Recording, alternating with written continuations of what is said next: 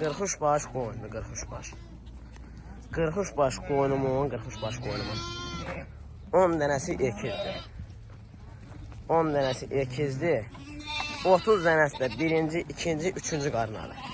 Amma 15 dənəsi birinci qarnalı. 15 dənə bax belə birinci qarnalı.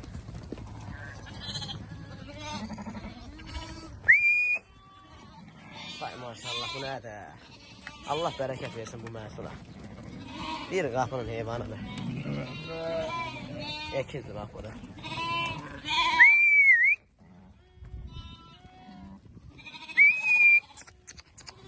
Bunların hələ hamısı birinci qarın deyim, amma bax bunlar birinci qarın bax bu. Bozlar var ey, öz böyle gedirlər. Vay vay vay.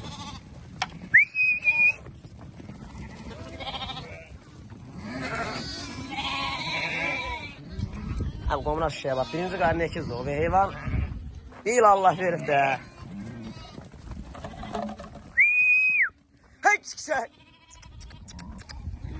Niye bak ekizdir. Valla.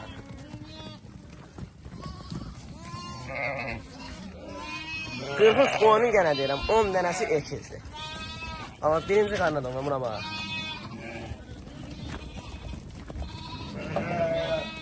O başından kraska olanlar ekizlərdir.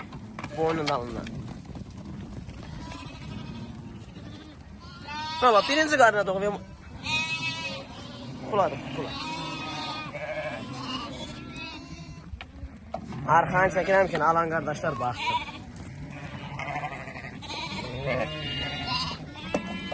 Kuzulara da bax.